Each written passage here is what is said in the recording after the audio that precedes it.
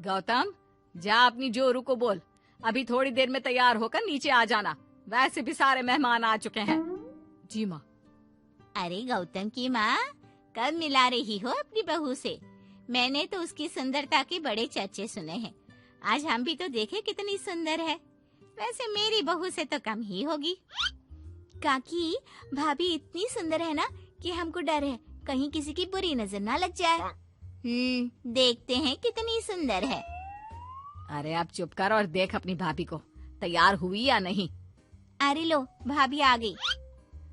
अरे कितनी सुंदर है, इसके चेहरे पे तो चांद सी चमक है। सुन रिमझिम, क्या नाम है तेरी भाभी का? सही पहचाना आपने, चांदनी है मेरी भाभी का नाम। क्या हुआ काकी, मुंह से बाहर शब्द नहीं निकल रहे? या चांदनी भाभी की चांद सी सुंदरता ने आपका मुंह बंद करवा दिया? हाँ सुंदर तो है, पर सुंदरता से क्या होता है? लड़की में गुण भी तो होने चाहिए। मेरी बहू में सुंदरता के साथ साथ संस्कार भी है। अरे वाह गौतम, सच्ची में तुम्हारी बीवी बहुत सुंदर है। हाँ, एकदम चांद जैसे अलग चमक रही है तुम्हारी बीवी इस पूरी पार्टी में। बात तो तुम एकदम सही कह रहे हो। इस भीड़ में भी सबसे अलग चमक रही है मेरी चांदनी। आज इस पार्टी में तुम्हारी बीवी की सुंदरता ने 4 चांद लगा दिया है। कुछ दिनों बाद जब गौतम की माँ आस पड़ोस की औरतों से गप्पे मार रही होती है। माँ जी, मेरी माँ की तबीयत थोड़ी खराब है, आप इजाजत दो तो क्या मैं और गौतम एक बार वहाँ हो आए? हाँ हाँ बहू, ठीक है। जब शाम को गौतम काम से आ जाए तो अपने मायके हो आना। ये क्या, उसने बोला और तुमने जाने दिया? हाँ, अभी उसने बताया तो सही, उसकी माँ की तबीयत खराब है। लेकिन तुमने जाने क्यों दिया? तुम्हें मना कर देना चाहिए था। लेकिन क्यों? अरे तुम्हारी बहू को अभी शादी किए थोड़े ही दिन हुए हैं और वो अपने मायके जा रही है। अरे घूमने थोड़ी ना जा रही है, वो अपनी माँ को देखने जा रही है।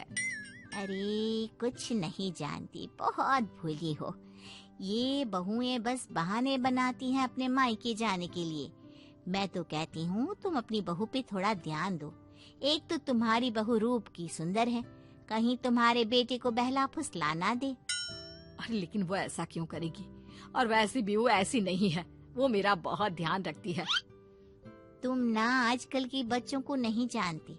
शुरू शुरू में ये सास की सेवा करना, परिवार का ख्याल रखना बहुत अच्छे से जानती है और पीठ पीछे अपने पतियों को परिवार से अलग होने की सलाह देती रहती है। क्यों बहनों, क्या मैं गलत कह रही हूँ? हाँ वैसे बात तो सही है आपकी। और पता है, मेरी बहन की बेटी की शादी को अभी 1 महीना भी नहीं हुआ और उसका बेटा अपनी बीवी की हर बात मानता है। और तो और अपनी बीवी के लिए अपनी माँ से लड़ता भी है। पूरा का पूरा अपनी जोरू का गुलाम बन गया है। तुम्हारी बहू वैसे भी इतनी सुंदर है, ऊपर से पढ़ी लिखी भी है। और आजकल की पढ़ी लिखी लड़कियां अपने पति को चिकनी चुपड़ी बातों में फंसाकर अपना काम निकलवाना जानती है। हाँ। अरे हाँ, पर मेरी बहू चांदनी समझदार है। हाँ यही तो बात है। तुम किसी के चेहरे पे देखकर उसके दिमाग में क्या चल रहा है वो थोड़ी ना बता सकती हो। और हाँ, अपनी बहू के चांद से सुंदर चेहरे को देखकर धोखा मत खा जाना।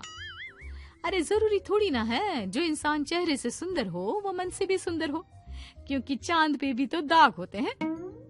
थोड़ी देर बाद सभी अपने अपने घर चले जाते हैं। शाम को चांदनी और गौतम घर आते हैं। और बहू, माँ को देखाई? जी माँ जी, अब थोड़ा ठीक है।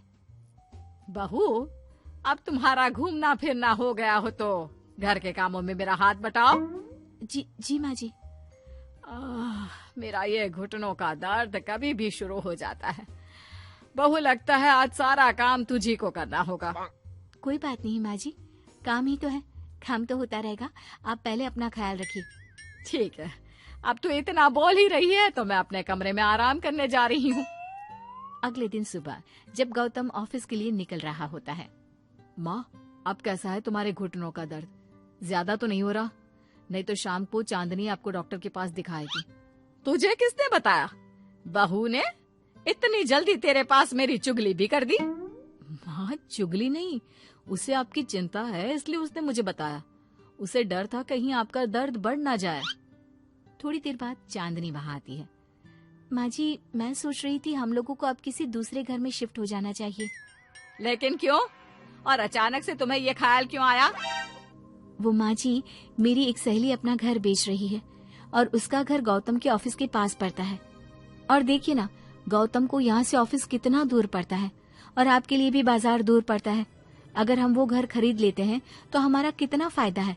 गौतम को ऑफिस के लिए दूर नहीं जाना पड़ेगा और आपको जब शॉपिंग जाने का मन करे आप जा सकती हो। ऊपर से वो मेरी दोस्त है तो वो हमें घर थोड़े कम दाम में भी बेचेगी। हाँ, बात तो तुम सही कह रही हो। कोई जरूरत नहीं है घर बदलने की।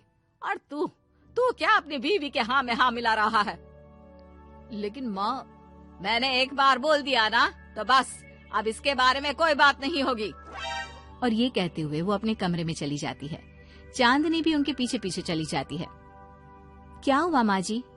मैं कुछ दिनों से देख रही हूँ आप कुछ अजीब सा बर्ताव कर रही हैं। क्या अजीब सा?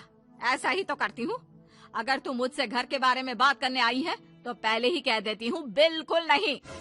नहीं माँ जी, घर के बारे में बात करने नहीं आई। माँ जी, मुझसे कोई गलती हो गई है क्या? अगर कोई गलती की है तो डांट दीजिए, बात कीजिए, पर माँ जी ऐसा व्यवहार मत कीजिए। मैं बिल्कुल बुरा नहीं मानूंगी। और अगर आप अभी बताना नहीं चाहती तो आपका जब मन करे बता देना। मैं बस इतना ही कहने आई थी। कहीं मैं आस पड़ोस की औरतों की बातों में आके अपनी बहू के साथ गलत तो नहीं कर रही? और वैसे भी वो सही तो बोल रही थी। उसने मेरे और गौतम के बारे में ही तो सोचा। वो हमारे बारे में इतना सोच रही है और मैं दूसरों की बातों में आकर उस पर शक कर रही हूँ। कुछ दिनों बाद काकी गौतम के घर गौतम की माँ से मिलने आती है। और गौतम की माँ कैसी हो? मैंने सुना तुम घर बदल रही हो। हाँ, वो वहाँ से गौतम का ऑफिस पास पड़ता है ना, वहाँ की तरफ ज्यादा सुविधाएं भी है। लेकिन इतनी जल्दी तुमने घर कैसे ढूंढा? किसने बताया? मुझे भी बताओ, मुझे भी अपना घर बदलना था। ये चांदनी का आइडिया था, उसी ने घर ढूंढा। देखा, मैंने कहा था ना, इसने अभी से अलग घर ढूंढना भी शुरू कर दिया। देखो, इसमें मेरी भी रजामंदी है। और तुम क्या मेरी बहू की जासूसी करने यहाँ आती हो या मेरा हाल चाल पूछने? मैं तो बस। और एक बात मेरी ध्यान से सुन लो, मेरी बहू भी सुंदर है, उसका मन भी उसी की तरह सुंदर है।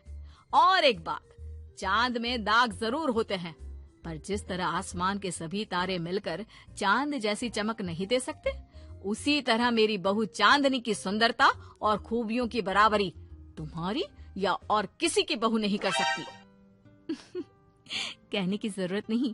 काकी कोई भी जवाब दिए बिना चुपचाप वहाँ से उठकर चली जाती है।